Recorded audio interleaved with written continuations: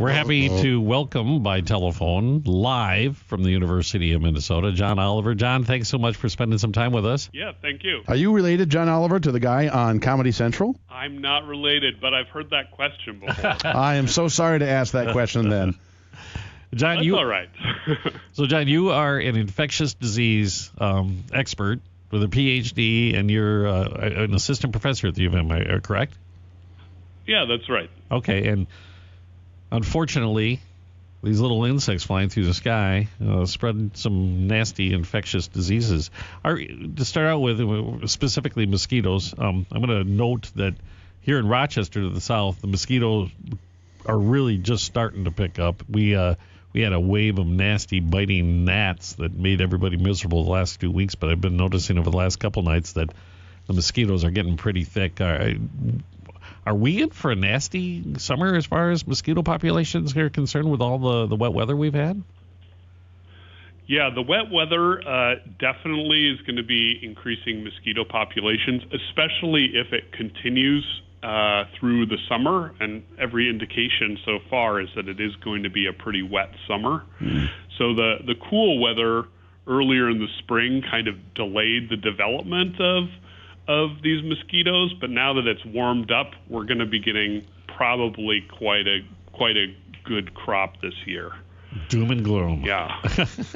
So when I was a kid growing up, you got bit by mosquitoes, and Mom would say, "Oh, I'll put some calamine on it. You'll be fine. You'll be itchy overnight." And we didn't really think much about the actual health impact of it, other than the temporary misery. Now, more and more, we do have to think about it. Well, what kind of things do we need to worry about when we, run into a bunch of mosquitoes? Yeah, so even still, the great majority of mosquito bites are not going to lead to disease. Mosquito-borne diseases are certainly not found in every mosquito. In total, in Minnesota, we get about 100 cases of mosquito-borne disease a year, and that's all of the diseases together. So the two main diseases that people have to worry about are West Nile virus, which has been around in the state for since the turn of the century. And that used to terrify us. We used to be terrified of West Nile virus, right? Yeah, when it arrived here, first off. Right. Yeah, there was sort of a big bump of cases too, when it first arrived. Now it's kind of tailed off, though there's been a little bit of a resurgence in the last couple of years. Do we? And people also didn't really know what to expect. And now we've kind of adapted to West Nile and have realized it may not be quite so bad as we were thinking. Do we pick up a little bit of immune resistance over time to that kind of thing? Yeah, absolutely.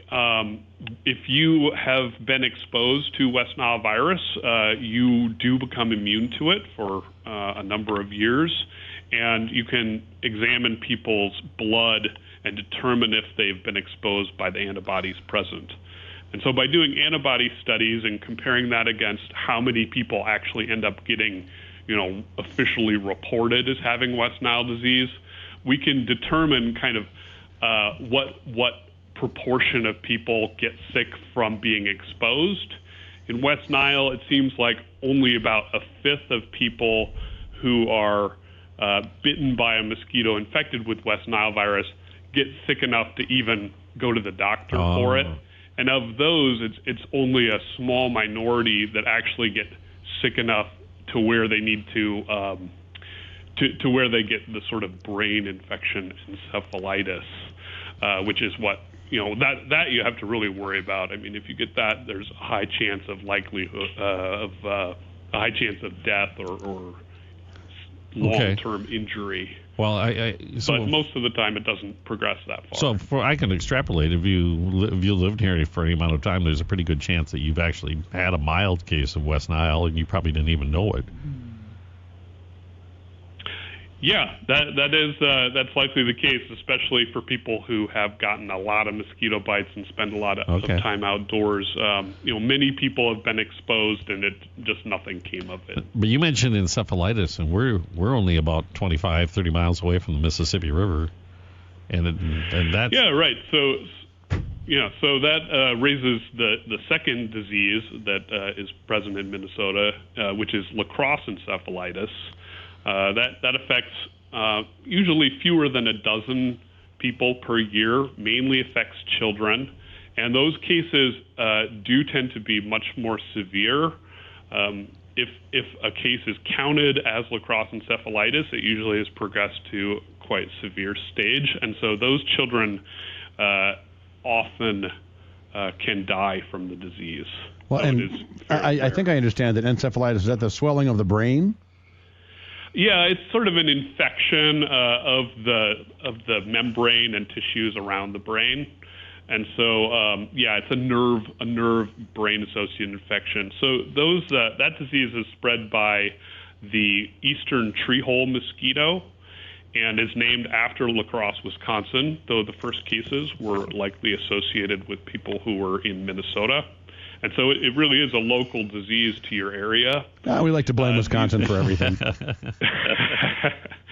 These mosquitoes live in holes, in holes in trees that fill up with water, but they can also breed in debris, like man-made water containers around your yard, like tires and bird baths and neglected buckets and even creases in tarps and that sort of thing.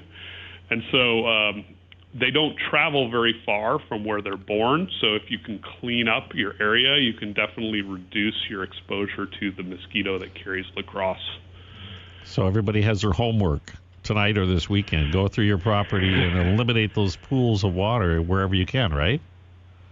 Yeah, I mean, and that'll improve your comfort too. I mean, just getting rid of all the standing water will greatly reduce the amount of mosquitoes in your immediate neighborhood. Okay, but if I'm going down to the river or I'm in a densely wooded area or grass, and I'm going to accept that those pesky things are out there.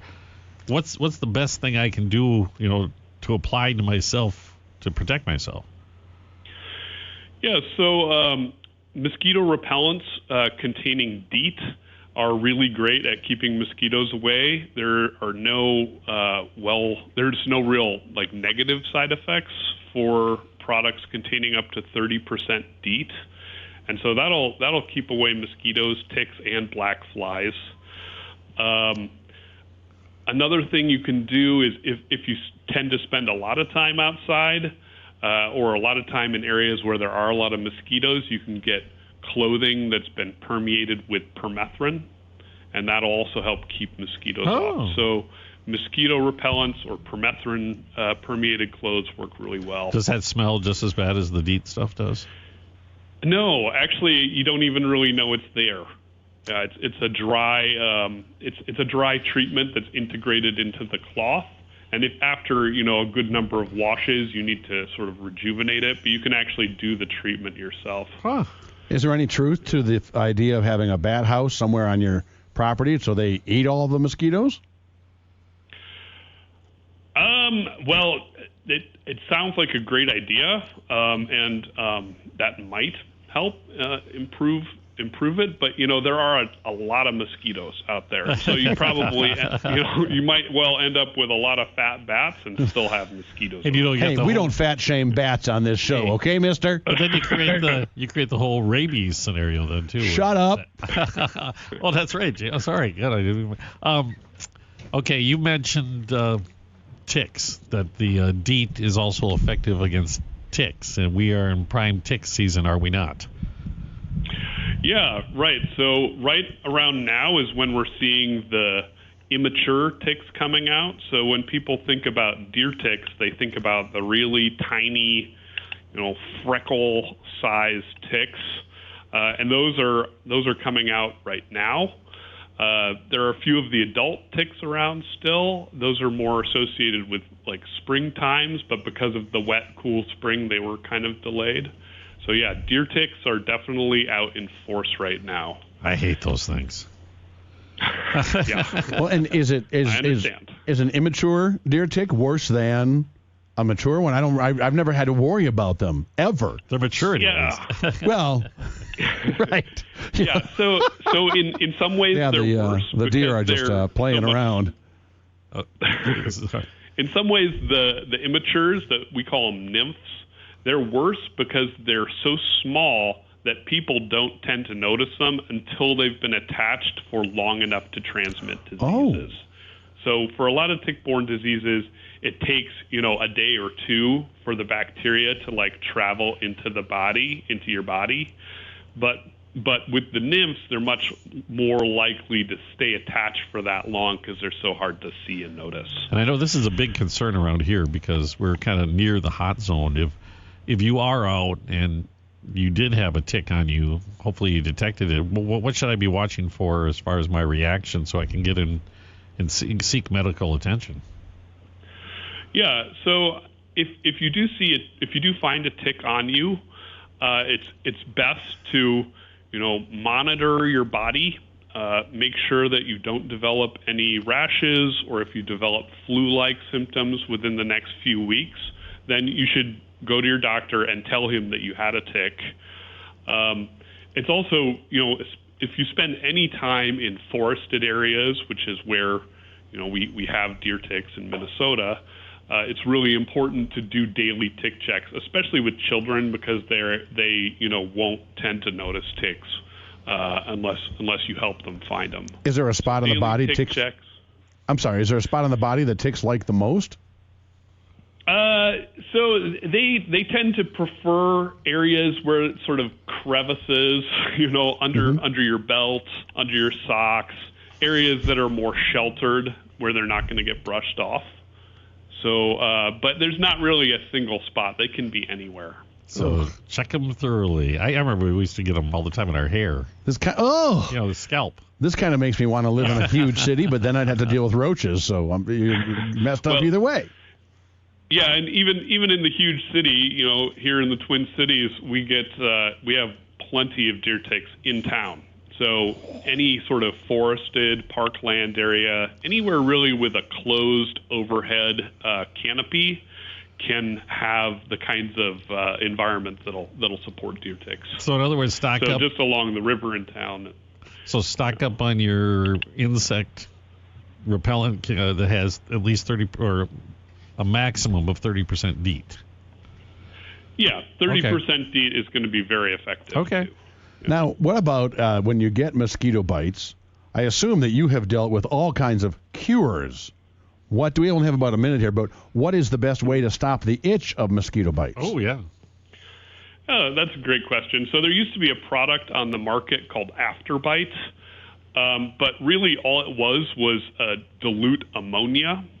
And so if you take some ammonia floor cleaner type chemical and then dilute it a whole bunch, you don't want it very strong on your skin, but some very dilute ammonia compound, and put that on the mosquito bite, it'll for most people it works pretty effectively at causing it to stop itching for a while. Excellent. Oh, that's a deer Heloise right there. It is.